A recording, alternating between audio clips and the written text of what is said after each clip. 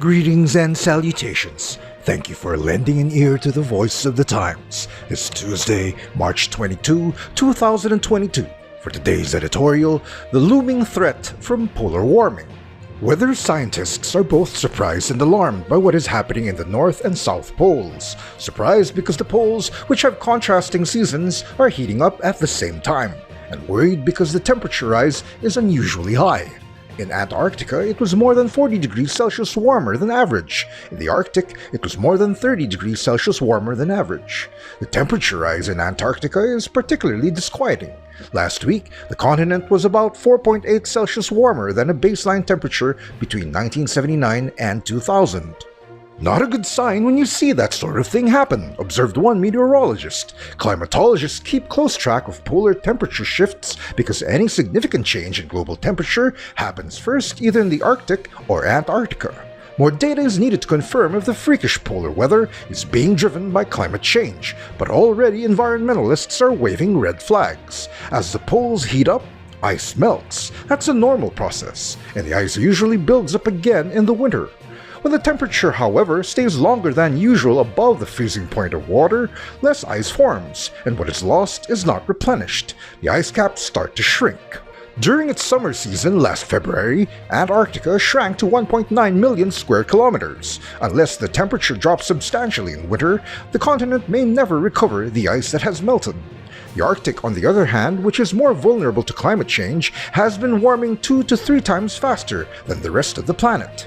In 2009, the Scientific Committee on Antarctic Research released the first comprehensive review of the state of Antarctica's climate and how it affects the global climate system. The review compiled the findings of 100 leading scientists from 13 countries who researched, among other subjects, the impact of climate change on Antarctica's plants and animals and the unprecedented jump in carbon dioxide levels. As summed up by Professor John Turner of the Polar Research Institute British Antarctic Survey, the lead editor, the review illustrates how human activity is driving rapid climate change. By integrating this multidisciplinary evidence into a single source, we will help scientists and policymakers understand the distinction between environmental changes linked to the Earth's natural cycles and those that are human-induced.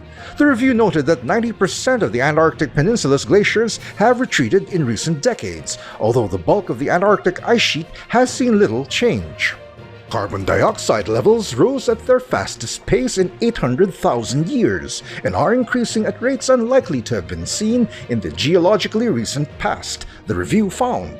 But most disturbing was the finding that West Antarctic ice loss could contribute to 1.4 meter sea level rise by 2100. By that year, according to more recent studies, the sea will have engulfed the coastal homes of 200 million people in the world. 70% of them live in just 8 countries in Asia, including the Philippines. To its credit, our government has recognized the danger from rising ocean levels and highlighted the urgency for more resolute action to address it.